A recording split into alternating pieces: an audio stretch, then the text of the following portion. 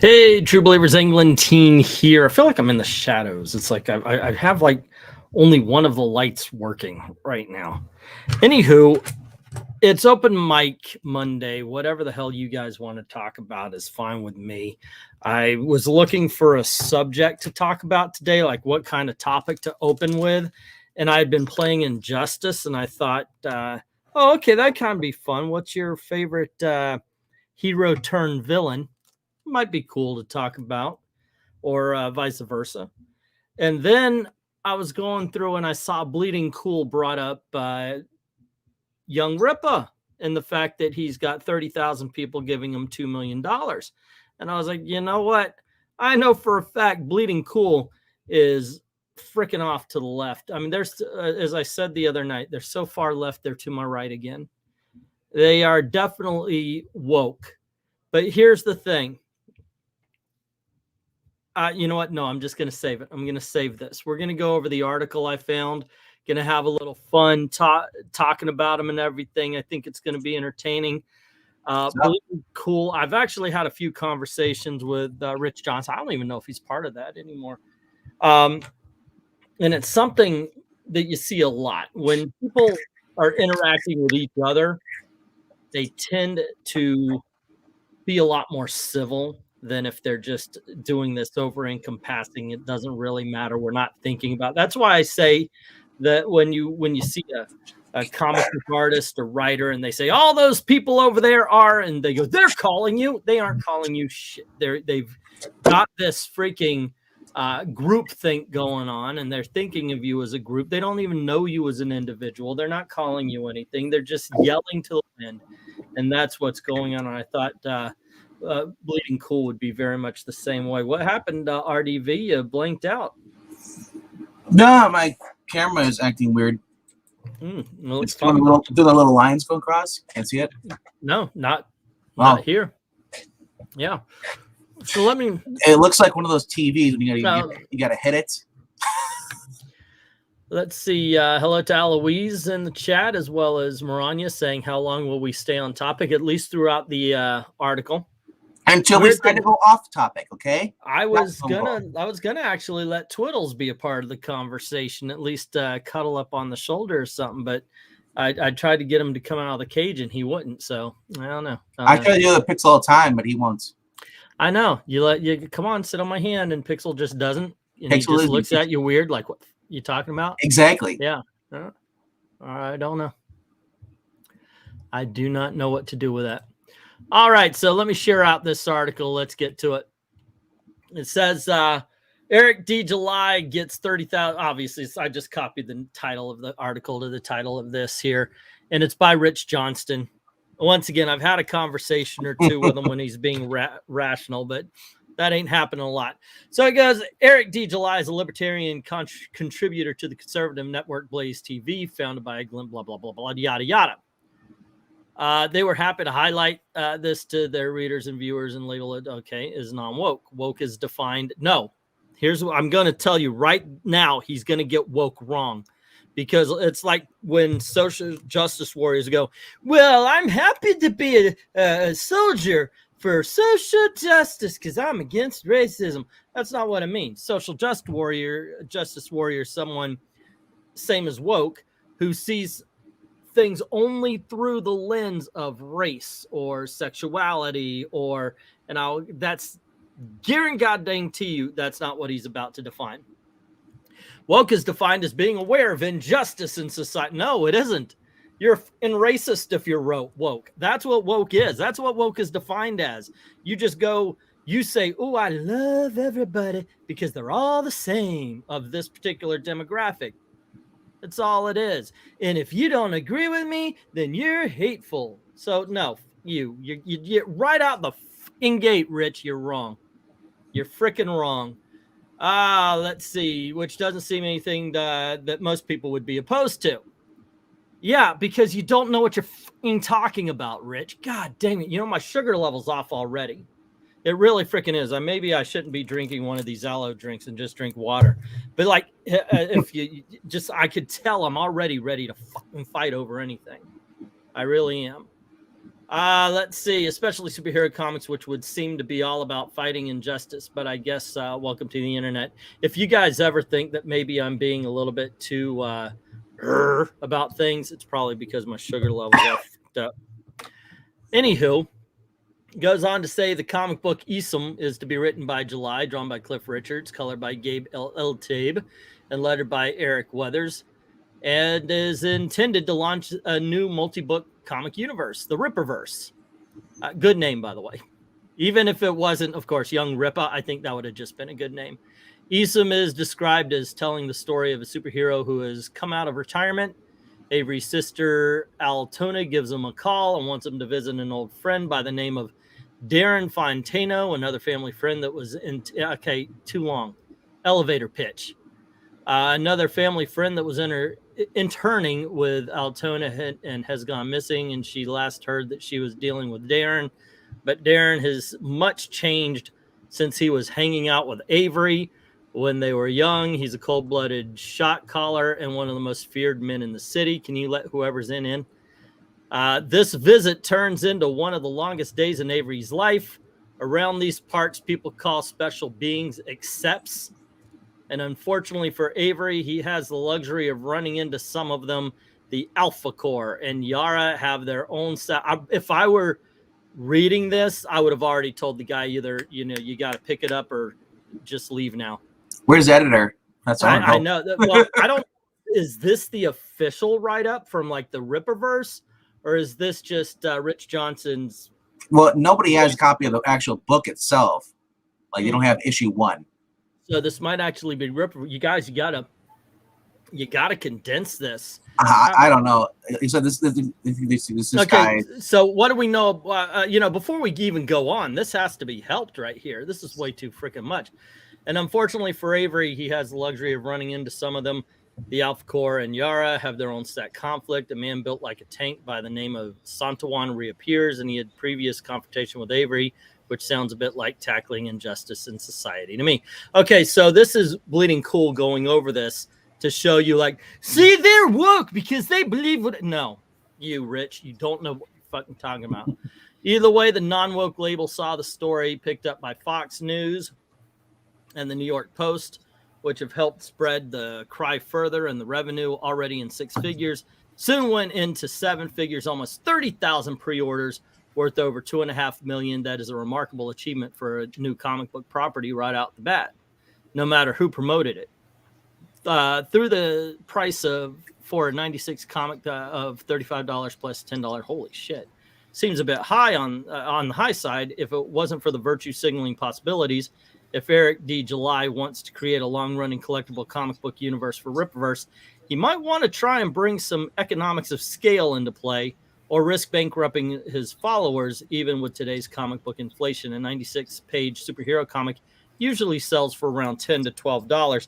And he's right about that, but this isn't what's going on, and this is a very disingenuous way of putting things.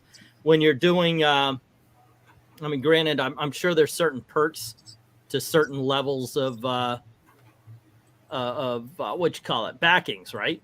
That's what it goes for. So when you're doing a backing, it's not like you're buying a comic. You're, as LK has pointed many times, hello to LK, you're investing in the startup of this comic. So that's what people are doing. So it isn't an apples to apples comparison to say that the price of a 96 page comic book on the shelf is compared to what's being offered in Indiegogo. You are investing in the startup of this company, or in the startup of this comic as it goes. Same as you would with Tim Lim over at Icon Comics and such. But I will say this. You could guarantee that a lot of people who have backed this book is backing it not for the story, not for the writing, but because non-woke, we got to get them, guys. And that's okay. It's your money. Do with it. I'm not putting any kind of moral judgment, but the fact is that some people are not going because we don't know, is Young Rippa a great writer? We know one of them's a good colorist, but we don't know. Yeah, we don't know, is this going to be an excellent book? So really, you gotta be You got to be intellectually honest and say that, yeah, a lot of people are going to back Eric's book just because it's for the cause. Well, I want to ask Glenzer. Glenzer said he backed all 3 covers. He supports A, B, and C, C signed, I guess. So my question is, Glenzer, what is your reasoning for supporting this? Are you a fan of this channel? Or are you just a fan of the book or the premise? Or are you just jumping on the bandwagon? I mean, that's you know. Well, I would say that a lot of people would at first. Young Rippa, he's a YouTuber. He's talking. He's doing his thing, and he goes, "I got a comic book. There it is. Obviously, the art's going to sell it. Maybe a page or 2 of dialogue." But you got to think a lot of people are going to be signing on because they like the personality of the YouTuber. Well, that's what happens with Ethan. That's what happens. Of course, Ethan has decades of comic book. The reason I bring it up because it'd be like PewDiePie put out a comic book, and it wasn't woke. Would people buying because it's PewDiePie, or are people buying because it's woke? I would have to assume that, like I said, some people would buy it just because it's PewDiePie. You know, and that's what's going on. I'm not, once again, I'm not putting any more morality behind that. That's just a fact. Okay, so he responded back. He said, "I followed Rippa for a lot of years, and I do like supporting indie comics because I no longer buy new comics from the main producers." And that's something we've actually talked about for a while here. You know, AWA is a hell of a great freaking publisher. I would recommend a lot of books from them. Plus, and here's the thing, I don't mind leftist politics in an independent comic book. It's your book. It's yours. Go ahead. I mean, I might not read it, but I don't get as upset as if I see Spider-Man or Superman, because Spider-Man and Superman have been around for decades. They more belong to the public. They're icons now. It's a lot different. They've been established a certain way. If a leftist or a righty, they want to put in their politics, go right on ahead. We can make the decision based on that, but at least it's their characters that they're shoving their own thoughts into. What was that one you like, LK, that I thought was kind of crap because of the conservative politics? Erratic. Oh, erratic. Yeah, everybody was going, oh yeah, it's got conservative politics. I'm a conservative. I've never hid it. I'm a Trump supporting conservative. Fine. Never hid that fact. But the politics in that book were so freaking heavy. I was like, wait a second, it's the same thing. It's just if I believe this, I can't back it just because it's my politics. If I believe that you shouldn't be so freaking heavy-handed. Skip Dash says, love to see someone be successful with a campaign, but I just don't know the quality of the writing for a first-time writer. Luckily, he does have at least a songwriting experience, but it's a different business. That's right. He is in a band. Yeah. He said art quality is okay, not appealing to me, but not bad at all. I would definitely need to buy it on the basis of the strength of the writing and premise, which is a fair argument. Yeah. So I mean, jump in here real quick. So I mean, I kind of compare this a little bit to, like your boy Zach. So I mean, I think actually that was probably my first funded campaign. Hearing about people doing comic books on Kickstarter and this thing Indiegogo. And then following Zach, and it was kind of like, well, curious to see what he does, and I like what his stuff is, and I'm going to support him. And so first off, I haven't followed Rippa, so I haven't jumped on this yet, partially because my crowdfunding budget is not existent right now because of a bunch of other creators that I've been following, have had stuff out there. But so long as your auction budget stays high, I'm trying. So that being said, though, as far as I'm concerned, I'm ecstatic for him because he did it right. And what I mean by that is that he spent years putting this together. He's cultivated, and I mean cultivate in a good way, not a cult, but he has grown and developed this audience. And so once he got everything ready, he had this huge audience that he could then market this book to. And I think articles like this are trying to, knock that down a little bit, or, poo-poo it, Oh, I know. I knew as soon as I saw the headline that Bleeding Cool was going to go after him. Yeah. By the way, that's exactly what Richard did.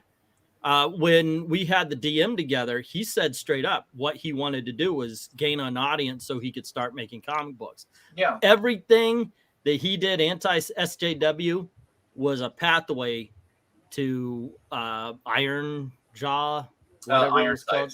Iron Sights, yeah. Iron Sights, and then Jawbreakers. Jawbreakers, there you go. Okay. But yeah, you can tell I've read them all.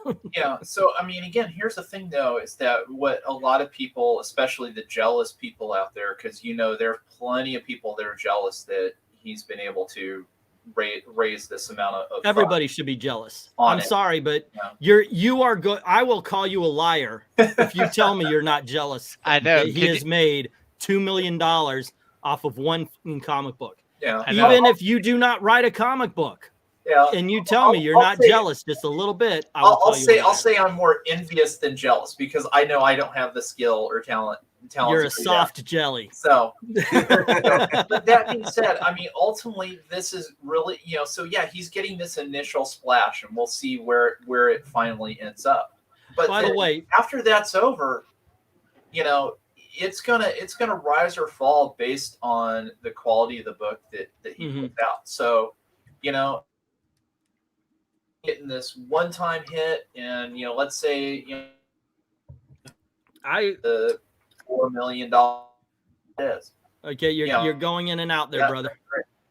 You're roboting. Oh, I got to admit, there were times where I was hit with that. Oh, you're just jealous of diversity in comics numbers. You're just jealous that Captain Cummings gets more subs than you. Yes. How is this an insult? I mean, how is it an insult that you want success like someone else? Yeah.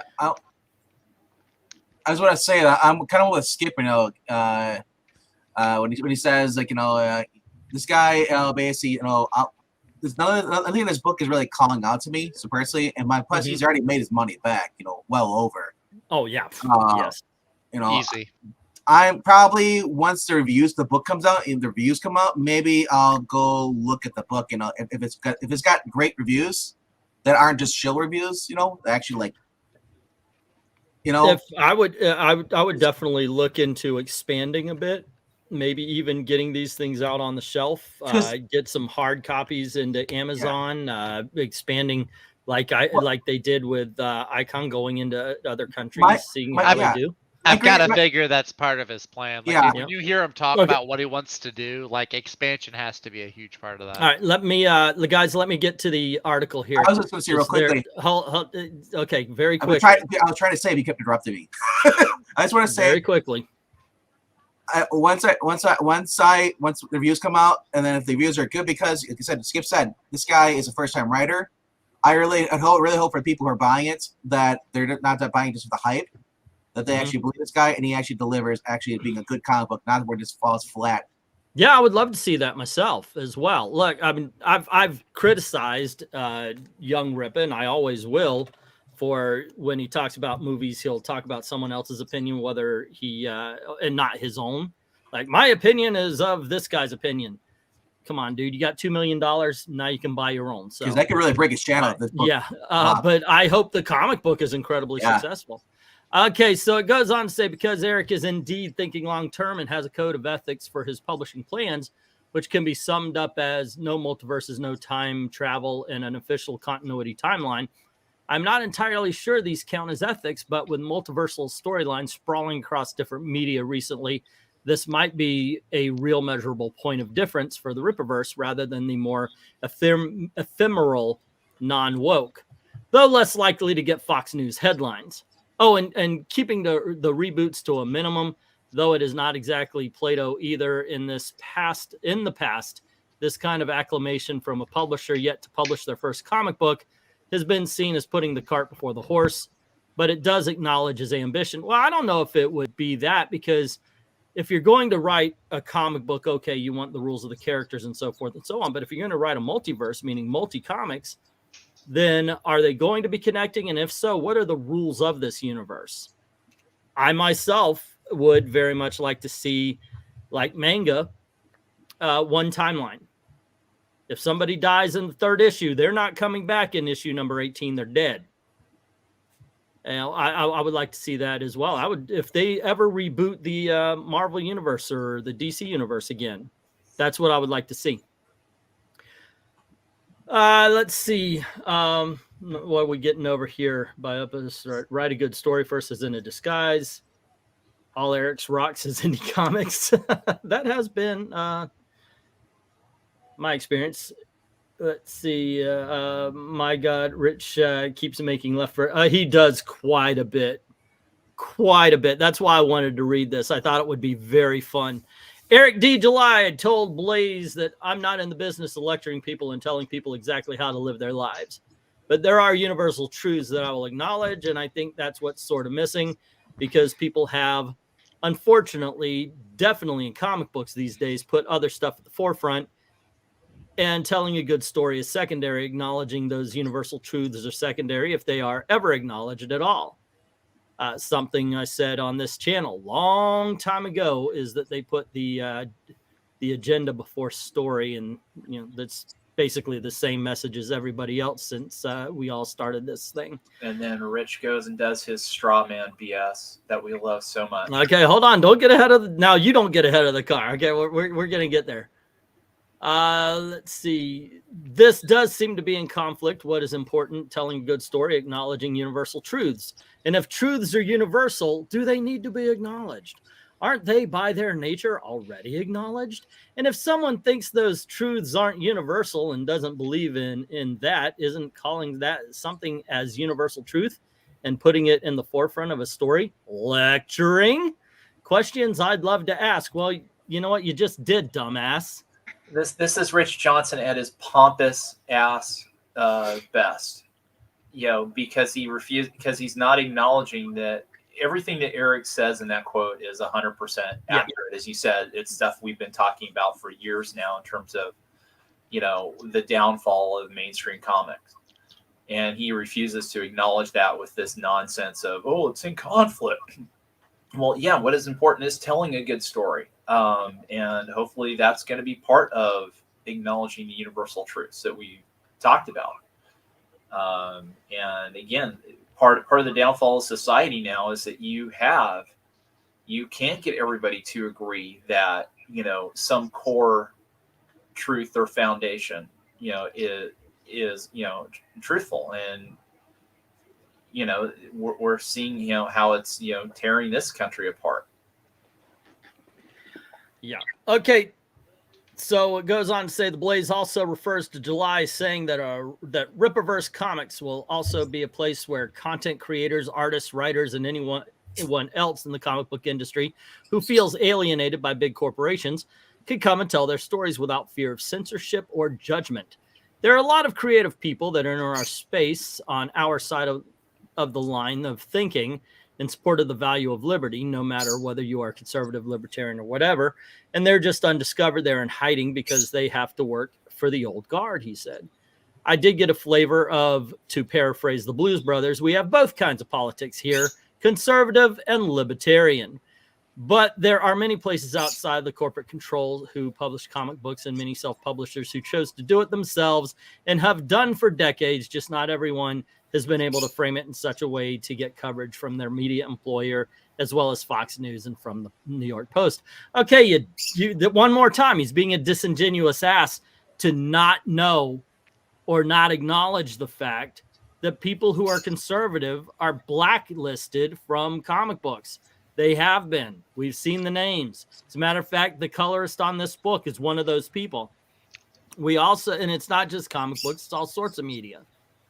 You're just blacklisted from it because they automatically think you're an ist and phobe all the time. They're being ists and phobes.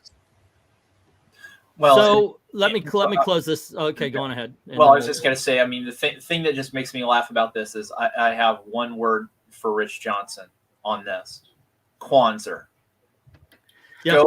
Go look at how much coverage from legacy media and leftist publications like Bleeding Cool that all of Kwanzaa's books have gotten, and all the just adulation that it got. So again, just self-serving, just disingenuous nonsense from Johnson again.